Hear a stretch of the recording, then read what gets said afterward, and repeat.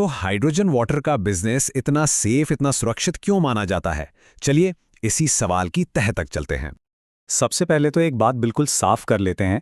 Hydrogen water एकदम safe है, मतलब बिल्कुल सुरक्षित। और ये कोई कही सुनी बात नहीं, बल्कि एक साइंटिफिक फैक्ट है। लेकिन कहानी में ट्विस्ट यहीं से शुरू होता है। ये सेफ तो है, पर मजे की बात यह है कि ठीक इसी वजह से इसका हमारी सेहत पर कोई मतलब का असर होता ही नहीं है, कुछ भी नहीं। अब ये सुनने में थोड़ा अजीब लगेगा, है ना, कि कोई चीज सुरक्षित भी है और बेमतलब भी। पर सच तो ये है कि ये दोनों बातें एक ही सिक्के के दो पहलू हैं। चलिए समझते हैं कि ऐसा कैसे हो सकता है। इस पूरे बिजनेस को समझने के लिए ना एक कॉन्सेप्ट पकड़ना बहुत जरूरी है, पूरी तरह से सफेद होना। देखिए, ज्यादातर हेल्थ प्रोडक्ट्स में ना कुछ छुपे हुए रिस्क होते हैं, जिसे हम कह सकते हैं कि वो थोड़े ग्रे एरिया में आते हैं। लेकिन हाइड्रोजन वाटर के साथ ऐसा बिल्कुल नहीं है। वो पूरी तरह से सफेद है, मतलब एकदम हानि रहे। और इसके पीछे की साइंस भी ना बहुत सीधी सादी है। सीधी सी बात यह है कि जिन केमिकल प्रॉपर्टीज़ की वजह से हाइड्रोजन हमारे शरीर को कोई नुकसान नहीं पहुंचाता, ठीक उन्हीं प्रॉपर्टीज़ की वजह से वो कोई फ़ायदा भी नहीं पहुंचा सकता। वो बस हमारे शरीर से होकर गुजर जाता है, बिना कोई रिएक्शन किए। तो फिर सवाल तो यही उठता है कि अगर ये इतना ही बेअसर है, तो फिर ये इतना बड़ा, इतना कामयाब बिजनेस बना कैसे? इसका जवाब छुपा है इसके बड़े ही मजबूत बिजनेस मॉडल में। देखिए, क्योंकि इससे किसी को कोई फिजिकल नुकसान होता नहीं है, तो इस पर कानूनी तौर पर रोक लगाना लगभग नामुमकिन है। और मान लीजिए कल को इस पर कोई नियम कानून आ भी जाए, तो क्या होगा?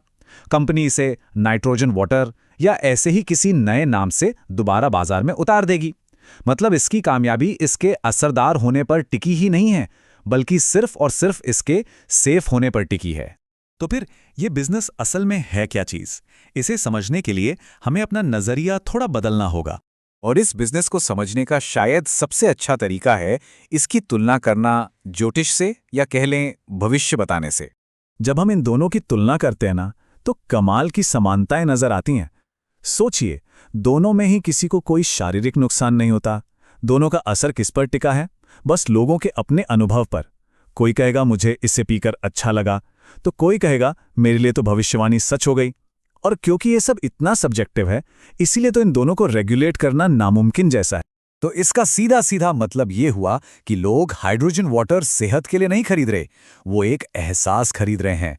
ये बिल्कुल वैसा ही है जैसे कोई मनोवैज्ञानिक संतुष्टि खरीद रहा हो, ठीक वैसे ही जैसे लोग एंटरटेनमेंट पर या किसी और सुविधा पर पैसे खर्च करते हैं। तो फिर असली नैतिक सवाल खड़ा कहाँ होता है?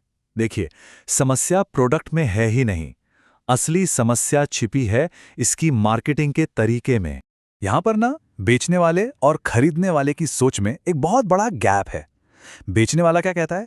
वो बड़ी चालाकी से कहता है, हम तो बस रिसर्च के कुछ हिस्से दिखा रहे हैं और तकनीकी तौर पे बात सच भी है।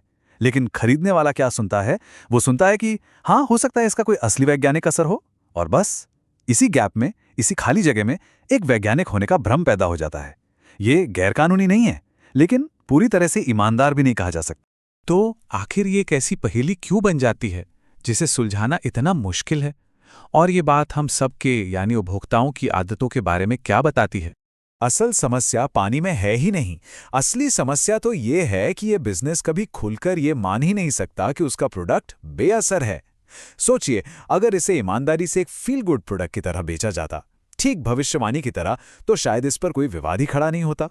तो सवाल यही है कि क्या कभी ऐसा दिन आएगा जब हाइड्रोजन वाटर को भी ज्योतिष और टैरो कार्ड वाले शेल्फ पर रखा जाएगा? और इसका जवाब शायद इस बात में छिपा है कि लोग एक मनोवैज्ञानिक संतुष्टि पाने के लिए आखिर क्या कीमत चुकाने को तैयार हैं।